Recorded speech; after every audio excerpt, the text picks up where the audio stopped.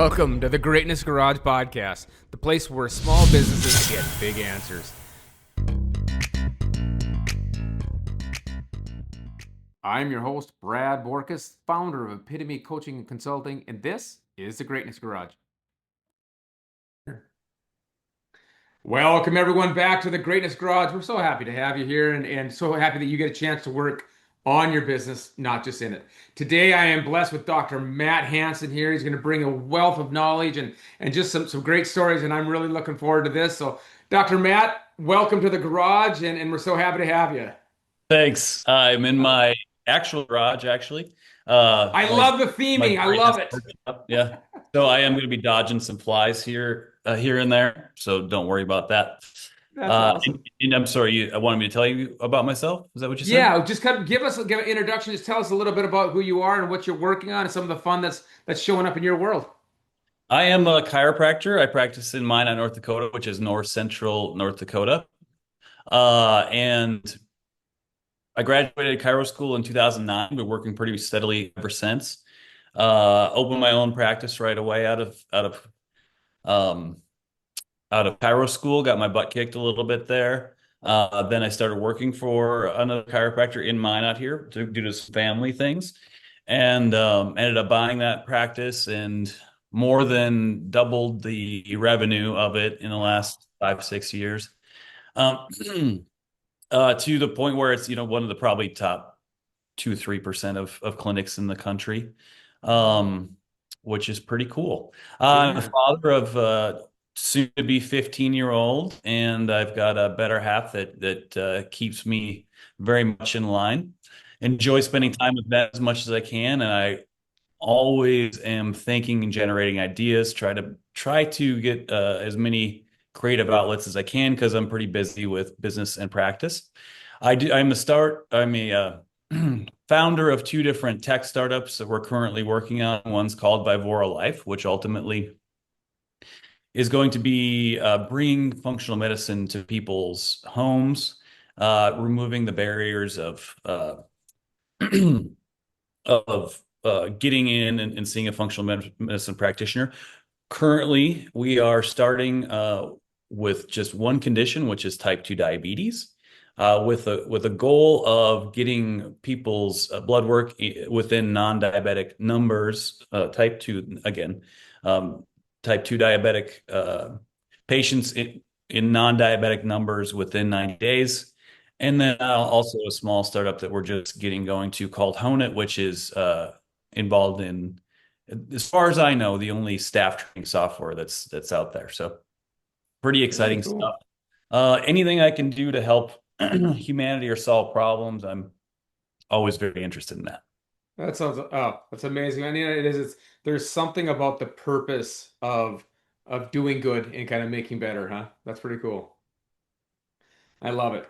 So looking at the experience, and I love all the stuff that just the roundedness of stuff that you're doing and really an impressive resume there. And so I'm going to be excited to hear this. So as we go through the first segment, we always call it, I wish I would have, and it's I wish I would have done, I wish I would have not done, I wish I would have chose differently, I wish I would have done more of. It's always just a great opening one to see kind of what shows up. So give it to us, Dr. Matt. I wish I would have. Oh yeah. So I graduated school in '09 and right out of school started a practice. Wrong place, wrong time, no experience. It's 2009, right when the recession hit Minneapolis, where I opened my practice, very, very hard, especially the area I was in. Geographically, it was a bad place in terms of just in Twin Cities geography. If you're going to travel to a place, it should be within 5 minutes off of a interstate or a main road. This was 20 Mhm. or 30 minutes to get to from a sort of uh, really uh, Large thoroughfare. traffic artery. Yeah. Uh, Hmm. and so it was a struggle. So you start with zero patients and you build from there. So in that sense, I really wish I would have taken some time and found out the practice they ultimately wanted to do and work for somebody that was already doing that, Hmm. learn from them, and then do my research a little bit more on where to open and when. Um, so I really think that would have gotten a lot of value out of working for somebody that was already doing what I intended to do, um, because that experience is invaluable. Yeah. Yeah. Yeah, you say that, and it's just the ability to sit there and watch somebody do it and to be paid while they're making their mistakes and you're learning yours. I think that's, Yeah, it's one of yeah, those and things it's like, not, yeah, it's like you think it's the big broad things you need to know and yeah. get done, but it's really you do need those, and I had those, but I didn't know the little things because it's about the in life too. We think it's like what school we choose to go to and what house we buy, what car we buy, our partner. Those are very, very important things. But what actually defines who we are is the hundreds of small choices you make that you don't Hmm. think about during Hmm. the day. And the same is true in business too. It's the little subtle things that add up exponentially over time and make the biggest difference. So Well, that's just somebody that's got the yeah. smoke battle, and it's like that extra like 5 or 10%, right? And Hmm. that's Hmm. really sharpens the knife and makes you successful. And I definitely didn't have that. Yeah. Yeah, it's funny. Like what it made me think of is the saying that says, "I've forgotten more than you even know," type of thing, right? And if there's a lot of points now where we go, that's true. That's Yeah. really true. That it's like it's amazing how much stuff that you go through and these different things that they transition. And yeah, it's interesting because I remember like when I worked in a family with my father, and I always said that our relationship really changed when I went from asking him, why did you do that to why did you do that? And Mhm. that all the lessons that are available from people who are doing something like you, and you said too, not only would you have been able to been in a practice to learn in a style and the practice that you wanted to run, but then also at that same time confirming that this is the style of practice that you want to run. What a better way to go nope than when it's somebody else's problem, somebody else's That practice, that so would have been the case. Yeah. I yep. so this is a disease that a lot of young, probably chiropractors, mostly dentists, but a lot of medical professionals that don't have a big hospital system to go into. So they have to go out on their own. It's a disease a lot of them have, which is like, oh, I'm going to show all you old guys how this is actually done, right? Yep. And it would Yep. have been the case actually if I'd have worked for somebody that had the practice that I thought I wanted. I would have realized I didn't want it. Yeah. I wanted something a bit different, which is ultimately what my practice is more into. And I should say too, I want to give credit to my business partner, Dr. Phil. So part of me building this, more than doubling the size of the practice in the years I've owned it is that I've had a great business partner too, and that's a pretty good key. Find somebody that that has massive strengths where you have your massive weaknesses. So you got to Yeah. recognize that about yourself and then recognize that in somebody else too.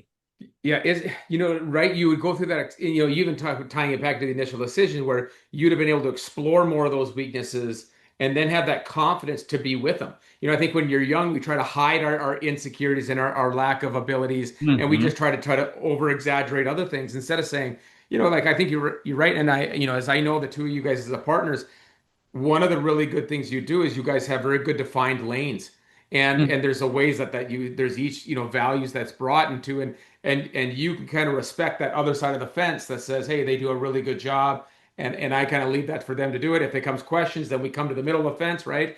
And I think in partnership, it's such a difficult thing to really create good partnerships because people want to creep over the other side of the line. And when that happens, then distrust gets bred and then all these problems happen. And yeah, That so happens. Yeah. And people are like, oh, I want to go into business with my friend. Well, I mean, sure. But if your friend is like, 99% the same as you, which they generally probably are since you're friends and relate to a lot. Uh, if you guys are almost identical personality wise, gift wise, there's one too many of you. you're you asking know, for trouble. Yeah, well it's the said. old You're saying. redundant. Yeah, Yep, yep. exactly. So it's the old saying of if there's two people and they share one opinion, there's an extra person there. Um, That's a great one, right? Yep. Yeah. And I think this is the greatness garagers here are listening to this too. This is a chance to reflect in your own space. And there's a multitude of things you can do about that. right? It doesn't mean, oh, our partnership's over, no longer is going to work. But you can learn from that and grow into some modification of it.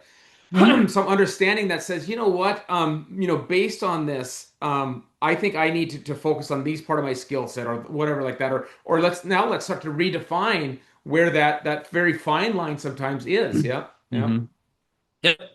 Yep. And it works great when you know, the sum is more than the parts, right? yeah, So, you realize, oh, okay, I'm gone further than I could have on my own because of yeah. the tools and skills that this person brings into the partnership. Yeah, Um, and I want to ask a question though. So you said something really cool. So like as we step into this, right, and we say, mhm. I wish I wouldn't have stepped in. Looking back with all the wisdom and 2020 hindsight we have, why do you think you did? Why do you think you went I, that path? I, Yeah, why I did you? was Yeah, yeah, yeah, super passionate about it and thought I knew more than everybody else. I also didn't,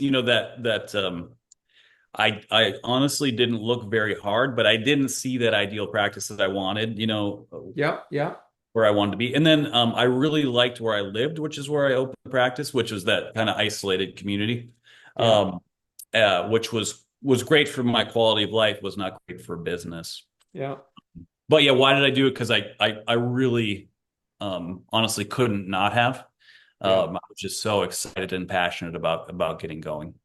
Yeah, what a cool, unfortunate problem, huh? Yeah, yeah. And you know what? And I will say this too, probably, for those of you who have gone down this path or going down this path, I'm guessing, correct me if I'm wrong, but the passion that you had is what held you on to transition out of that challenging, business experience to do it again, to get up, Oh dust yeah, yourself yeah. off and do it again. I've always funny little quirk of mine, but when there's that saying 9 out of 10 businesses fail. Hmm. Um, and when I heard that, I was like, I only got to try 10 times, and I'm gonna hit it. I Um, like it. Yep. awesome. Yep. Okay. Yeah, It's and then math. It's math. We can do this. Yep. exactly. Then you're like, oh, I fail fast, right? And then you try again. Yep. Mhm. Yep. Yeah, it's while it's fun, you wish you wouldn't have, and then there's like I said, there's always those great lessons that come from it. Sure. So No, I did get and my I butt think kicked. I mean, it led to a lot of, it major contributor to a divorce. Had to hmm relocate, to be able to be in my son's life. It yeah. was precipitated probably the hardest chapter of my life so far. Um, yeah, there's definitely blessings on the other side, but I will say, um, though the regrets are small, that time it's a lie to say it wasn't quite painful, and it was from those Hmm. decisions made from that ambition. That's Um, that's kind of why we call it I wish, right? I wish I would, because it is you change those things and it's interesting too. I think you said something that was really revealing, and I think for everyone to kind of understand this, I see myself go through this time and time and time again, and now I get a more chuckle when I do it. But it's interesting when you read a new book or you learn a new something and it resonates and it's deep. There is this overwhelmingness that shows up that somebody's like, "Oh my God, I see it so clearly. I must be the most clairvoyant person in the world. I mean, I've got this by the tail," and not realizing that there's a couple hundred people who had it by the tail as well, and it doesn't work. The implementation might not be the same as the illusion that shows up for it. And so, like when you get passionate, that dose of reality that manages between. You don't want to put yourself down and just drub out the passion, but you got to kind of balance it with each of that, huh? well, yeah, I consider myself fortunate. I like have a brain that's hard to shut off. It's just like an idea generator. Hmm. I think there's a lot of good ones. Probably not as many as I think there are, but there are some good ones. Yep. And it's 100%, even though I love these ideas like they're my children, I, write them down and I work through, 15 years in the future with them Yep. and I think about them 24/7. Um, they're awesome. I'm a big idea fan, but they're only as good as their execution. Yep. Only as good as Oh, well, being so yeah. targeted, Yep. executed. correctly. It's just, otherwise it is just an idea. So idea plus action equals results, idea plus idea plus idea plus idea plus idea. It's a Yeah, big empty, becomes a dreamer, it you becomes know? an empty hand. Yep. Yeah. Yeah. Mhm. But and you know what? It's so cool that and I'm guessing in your transition and your progress in this kind of process, it used to be you sat with the idea and the wow of it, and now I'm guessing your transition to like how do I implement that becomes then you can kind of let the dream kind of go back on the shelf for a while and simmer and not have Yeah. to hold it if you're going, I can't see this in implementation. It's got to go back for right now, so Yeah, you put stuff in the back burner for sure. One thing though that comes to mind whenever I do, come up with a brainstorm or an idea is pretty immediately afterwards you start looking at your resources, not in terms of money or materials, but in terms of people, right? cool. Yeah. Um, and so if you can put an idea together and then get the right people together with that idea, then you've got serious potential. Yeah. And so it Well is said. having, that network is invaluable. And I'm saying that where I'm not the greatest at growing networks. I don't like to socialize too much. Yeah. Uh, I'm not, a member of any organizations necessarily. I think those are good things. I think people should do them, but I choose to spend my time with my family and working on other things and staying busy in other ways. But through the small network I've grown, I can tell you that nothing that I've no place that I've come to thus far would have been possible without that network. Yeah. Small as But it's interesting too. There was a gentleman, Rick Sapio, may he rest in peace here. He was actually really pivotal in the chiropractic industry and helping some business people, get them to understand business. But one of the things he did is he had done years ago an interview of a book with billionaires, and in that thing he found that like the difference between a millionaire typically had a really good idea, and a billionaire wouldn't even touch the good idea until he had the right person to run the good Mhm. idea. Yeah. And it is, and I think that's the thing is we leverage our ability to see things and have vision is if we don't put that right person in the place, it really, even if it's a really great idea, and even if we have a lot of the like you said, the other resources, the financial, the other stuff, if they don't have that right person, now you're going to ask yourself to be in two places at once. It just doesn't work, Doesn't work. So Yep. yeah. Yep. Hmm. Very cool. Well, that was such a great start to it. Thank you so much for that insight, and really, I think we all gained a lot from that. And this is the purpose of the garage. So, Great. the next one is I can't wait to hear it. It's just a funny. It's how we step into this. Life happens, and the name of this segment is "You Aren't Gonna Believe This." And it's just us sharing these stories that we experience life and business, and it just happens, and we're not alone with the craziness. And so, Dr. Matt, take us on a journey for this story. This is actually it's one of those things like careful what you wish for, I guess. Um, because starting practice then with my then wife and newborn, and we were struggling to get patients in, bending over backwards marketing, um, working. And I got an opportunity to do a talk at a church, and it was a group of moms. Um, and I'm not naturally an extrovert. And so I've found that I love talking, I love lecturing, I love teaching, as I think what I like doing the most. But I've always been very afraid of public speaking. I remember in English class in high school, I had to give a 3-minute talk on cross country skiing, and I think I put nail marks in the podium, stood there, and it felt like about that 3 minutes felt like about 16 hours. Right. And then so now I'm giving this talk and was a little bit nervous in those ways, but I had so much, passion and information to share with them. Not only what I've learned in, 10 semesters of school, in chiropractic school, but what I've learned in pretty much every evening and every weekend that I've done additional studying, listening to I had all this information to share. I did get some really good advice from one of my patients, and a friend who was fairly she was good at public speaking, was actually teaching courses and taking courses on it, which was they don't want to know as much as you want to tell them. So I took that to heart and put together about a 45-minute talk, 80 moms. And at the end of it, I ended up with 108 patients. Wow. Because all, Nice job. pretty much virtually the whole room signed up for themselves, and a lot of them signed up their kids and their spouses and things like that. And so back then, in chiropractic, new patients are the lifeblood of any new practice or any practice, Hmm. period. But when you're young and proving yourself, there is no such thing as word of mouth because you've only been around for like 6, 12 months, Yeah. So there's very little of it. And so anyway, this was just like more than I could have dreamed about. We were doing backflips and lighting our hair on fire to get, 10, 15 new patients in a month. Yeah. And now we got 108, which was great.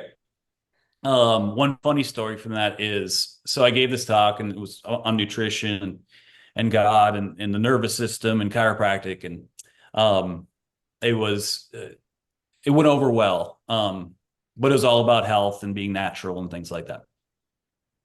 And like I said, I'm naturally an introvert, so I love giving these talks. But afterwards, it feels like literally like my body feels like I ran a marathon. Oh, Like my yeah. kidneys hurt. I just feel like the energy that somebody takes a vacuum and sticks it in my brain and sucks all the energy out. And so we went to a liquor store not too far from the church, which is pretty close to where we were living. And I got some gluten-free beer because we're gonna have a good dinner, and I was gonna try to recover. And one of the moms was in there, and she came up to us, and she was like, "Thank God you drink beer." Like I was hiding from you when I saw you in the liquor store. She's like, "No, I still good." Like, yeah, I'm a human too. Um, Now 109. You won the extra yeah, patient. exactly. Yeah. Anyway, so then it was so awesome. We get 108 new patients. This is going to be great for us. But then I had to try to process those 108 new patients in the Hmm. next 30 to 40 days because you don't want to let, your leads and people excited about it get cold. And so it Yeah. was, from 10 to 15 new patients a month, which is not great, but it was the best we could do. And we were trying really hard to, 10 to 15 a day. And, back then because my confidence was so low, Yeah. my information I was giving him was very high. So Oh, yeah. Yeah. but now my report is just telling them what I found and what they need. But back then it Yeah. was convincing them about, the birth of the universe all the way up to, uh, Right. the invention of the light bulb or something. And it took me 45 minutes to go through this, and I was doing all these different things. And I just remember standing in my kitchen about, probably 3, 4 weeks into this and just like my son, who was maybe 1 or 2 at the time, was crying, and I was just standing there staring at the wall. And I didn't intend to be standing. I didn't intend to be taking a Right. break. So my brain shut off, and I was just like burnt out Yeah. and It disconnected, huh? disconnected. Yeah, and that was, being passionate. I couldn't wait to get out there, get my hands on people, make humanity better, make people healthier, give them a natural way to health. Then I, get into it, and I'm like, holy cow. So that was the first time I ever really experienced burnout, was from Hmm. um, something that I always thought I wanted. And Yep. to 2 degrees it is, but uh, the cool things about that story for me are, one, being able to get that many new customers from one talk, Yep. pretty awesome. But then two, the surprise of like, okay, now we got the pain of growth versus the pain of Hmm. survival. Yeah, and it's it's funny. It reminds me there's an ad out there that has this kind of newfound company, and they're all kind of stand like in the kind of warehousey thing, like they're using their offices, the warehouse, and you can see in the background, and there's probably four of them standing around, and they're watching, and they went go live on the website. And the website goes live, and like pink, and they're like, oh, a sale, and then pink pink, and they're like, oh, a sale, and all of a sudden like this, and the one guy standing there just boom tips over and just falls.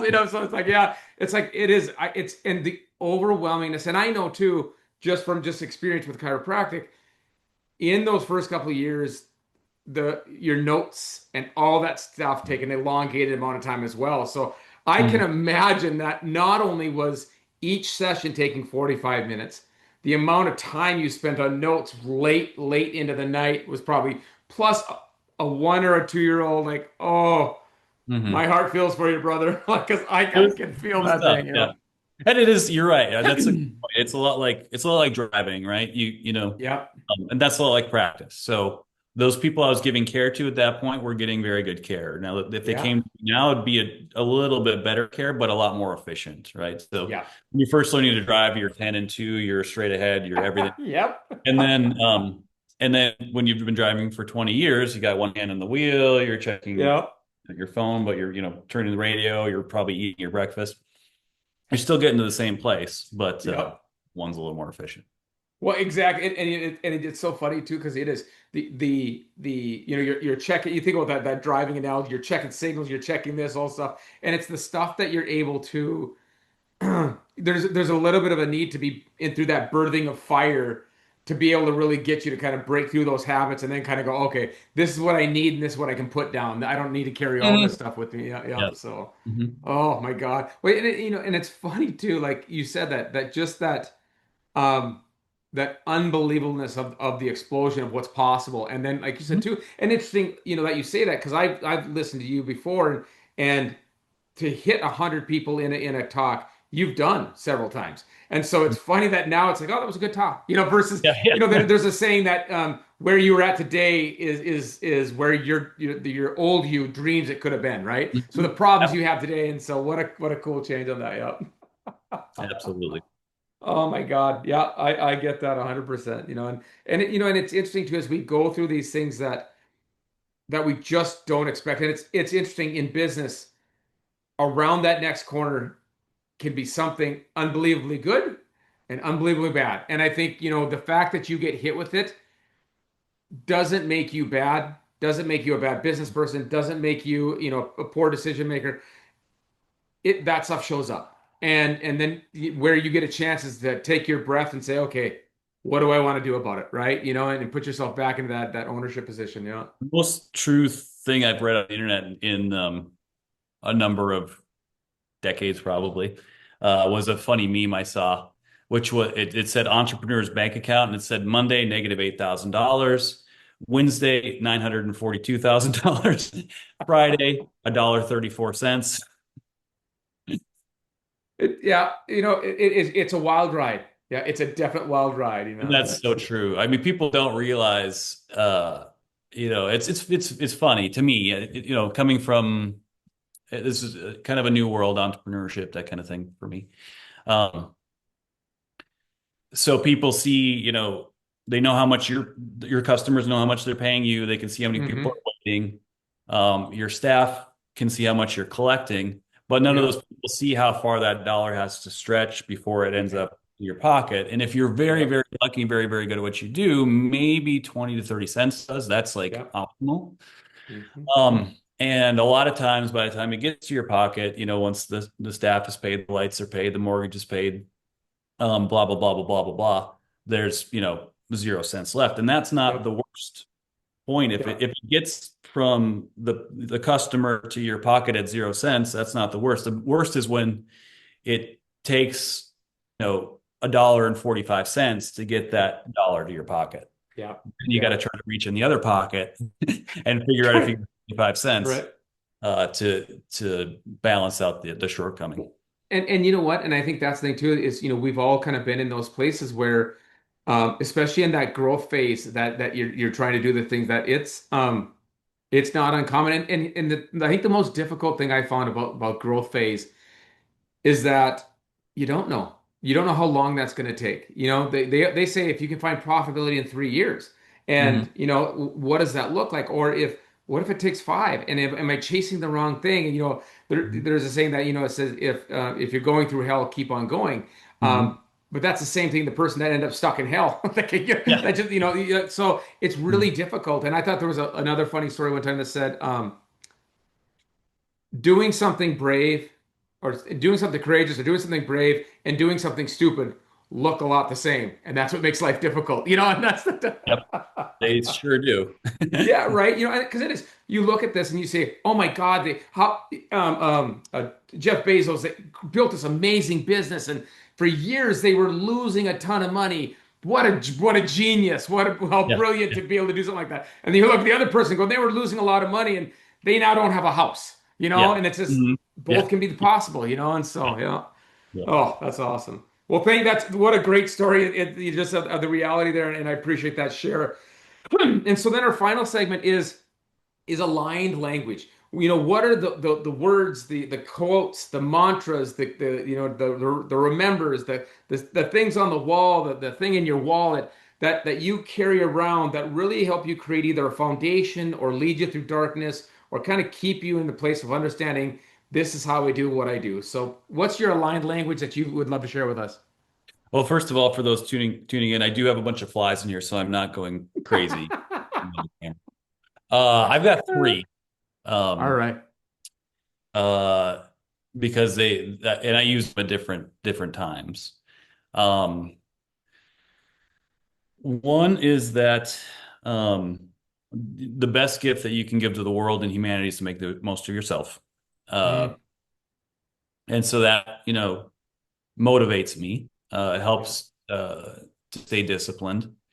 Um, because, especially with all the stuff going on in the world, like, Middle East and in Yeah. Europe now, the war's going on, the economy, half the country hating half the other country, that kind of stuff. What's the best thing you can do about all that? Make yourself the best person possible. Yeah. Yeah. That's the best thing you can do about that. And you're able once you accomplish close or once you're on your way to accomplishing that, even once you get yourself out of uh, a burden on society, you can start to Yeah. give to society. Um, so yeah, that's pretty motivating to me. Awesome. Um, Yeah. and then the next one is goes along with it, especially with everything that's going on in the world, which is that the world is absolutely perfect. It's just incomplete, right? Yeah. So the first statement is that it's perfect, right? You can stop right there. That's Hmm. fine. But then somebody's like, well, what about the more, sorry about the flies. What about the wars in the Middle East? What about Yeah. people starving in Gaza? What about this or that or the other thing? Well, it's incomplete, right? It's Yeah. perfect, it's incomplete. Those things are necessary right now. They ultimately won't be. But Yeah. the world was made perfect, designed perfect, and it's on its way to becoming perfect. It's What just it's supposed to not be. there Yeah.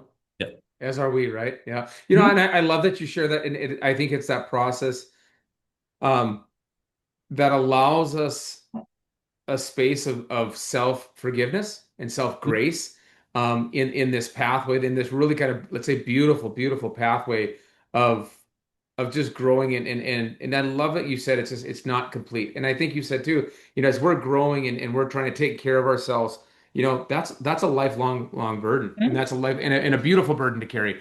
And I Mhm. think, you know, as you look and you start reflecting on yourself and seeing them opportunities, um, I really like the energy that I feel that's carrying that somebody can just say, I'm on my way. You know, Mhm. wherever you're at, you're on your way. And I think you said too, right? You know, there's this perfect, beautiful, intelligent design that is out there. And I think, you know, in my opinion, God put us on this earth to experience all of our imperfectness so that it allows us to grow. There was a person one time who said something about us breaking down. The purpose on earth is for us to lose, to continually lose, to expand empathy. You know, like you Mhm. can't, you know, until Mhm. you lose a parent, you can't really truly understand what it means for somebody else to empathize in the way that they lost a parent.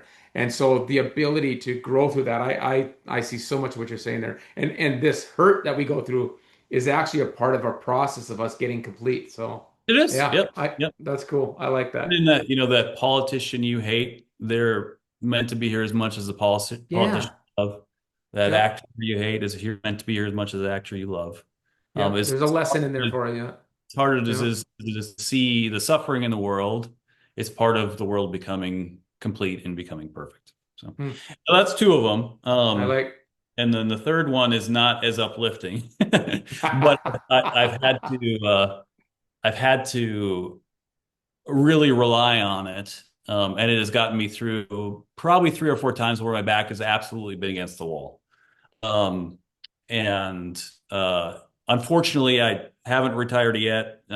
I used it not too long ago, and hopefully I won't have to use it as much or if at all in the future. But it's that my mantra in those very, very, very difficult times are one, failure is not an option, and two, I'm never going to quit. Right. So, Mm, um, failure is there's nothing wrong with it. Just when I'm in yep. those situations, I'm like, it's okay, it exists, but it's not an option in this situation. So let's figure out how to get ourselves out of this.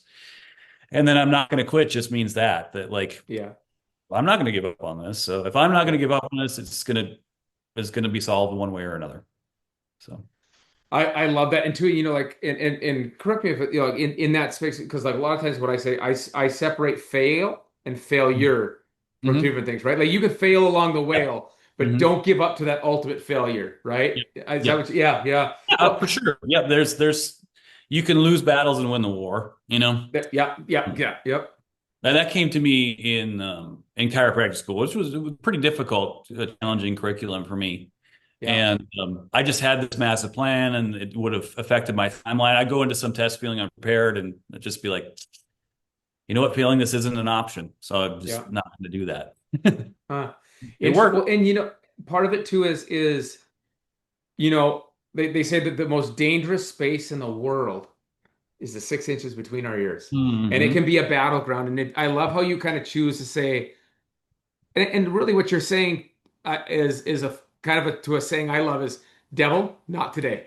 Right? Yep. You're saying like, hey, this failure is not something option to come into this mindset right now, and we will deal with everything. And and I honestly I think there is something gently beautiful about I'm just not gonna give up. Yep. That like that steadiness that just says it can come and we can face it, but yeah, I'm not gonna give up. That's pretty cool. I'm not saying, and what I don't say is like, I'm going to come out of this smelling like roses. I'm going to look so pretty. It'll be so rich. I'm going to say, I'm going to come out of the other side of this. I might be Yeah, bloody and burned and torn up and chewed up and spit out, but I'm going to be standing on the other side of this yeah. one way or another. You're not going to stop me. Nobody's going to stop me. The only body that Well, can stop me is myself, and I'm not going to let that happen. Yeah. I love that. I love it because it takes yourself away as a barrier to the opportunities that you're chasing. Mhm. And I And love you make that. an agreement already, right? So when that, Yep. because those times come, I don't know anybody's ever been on a long run or a long walk. It's not that you never think you never think you're gonna give up, right? It's just that Hmm. recognizing those times are gonna come where that little voice is gonna say, "Ah, time to quit," and you're gonna have to say, "I knew you were gonna come. I knew you were gonna show up. Not Yep. today, not right Yep. now. Yep. You Yeah, quit. right. Not right now. Yeah. Yeah. And not resisting. There's a saying that which you resist persists. Hmm. Welcoming that in and going, welcome, but no. Yeah. Thanks for visiting, but not Mhm. today. Yeah, yeah. Yep. Because I I've learned think, that. go Go ahead. ahead. Well, I've learned that I've started I've meditated on and off for meditation on and off for about 10, 15 years. Hmm. But recently I've been pretty much daily at least 20 minutes. And Yeah. people, I guess people get the impression of, the monks in the yellow robes in the lotus position, and you could Mm, break a 2x4 in the back of their head, they don't move a muscle. yeah. That'd be great. And then maybe you'll get there, but I'm not even Yeah. close. But the one thing that I do get the most out of is what you just said is like I'm laying there, and it's not that you're not having thoughts. It's just when they come in, you're just like, oh, hey, nice to meet you. Goodbye. Hmm. Nice Yeah. to you just acknowledge them and let them go. Yeah. Yeah. It is, and it's interesting. Just as you're talking about, if somebody really is feeling something calling to them there's an entire discussion on attachments. And actually, I'll say this, actually, Dr. Matt, you're the one that referred to me the book, The Surrender Experiment, right? Mhm. Surrender. Yes, Yeah. Untethered Soul is the first one I think I referred to, but the Surrender Experiment is another. That's a great book. Yeah. Yep. Yeah, The Untethered Soul. That was the one. That was correct. You're right. Yeah. So a great book for somebody to start understanding their attachments um, to what's going on in the world and in their mind. And it My is that stuff that you said that holds us back. Yeah. Yeah. Michael Singer is the author. I They didn't say, mean. hey, they look at that. God, you're just a walking library.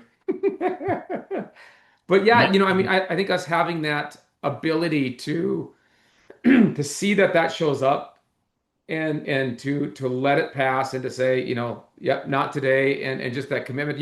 I believe the guy's name is Goggins, but he's kind of like David Goggins. ultra fit, right? Right, and he Yep. was saying the same thing. He said that the difference between you being able to do 3 miles and 9 miles isn't physically, and it's Yeah. just this and I will say this. I am not built for running. The good Mhm. Lord had other plans with my stature. But one thing that when I was in high school with wrestling, we had to do this running. And I remember one time in the winter, we had to run, and I think it was 5 miles. I could be wrong, it could be 3 miles. It could have been a mile. Either way, I remember looking at the coach going, as a heavyweight, Mhm. I don't think you quite get me, brother. I don't do the running. And he said, you're fine. Just go.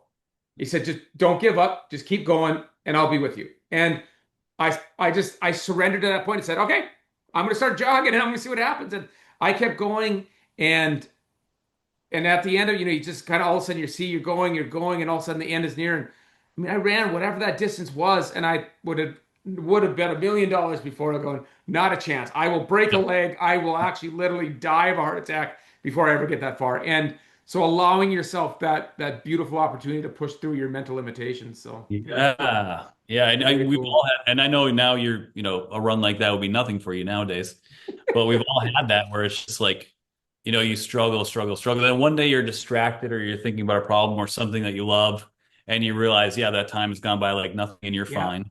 I heard Yeah. a really great actual story, but I can't remember the people's names, but it was a guy, he was a business coach as well. This is 15 years ago. Um, but he worked out with these really strong, man, he was recovering from cancer actually.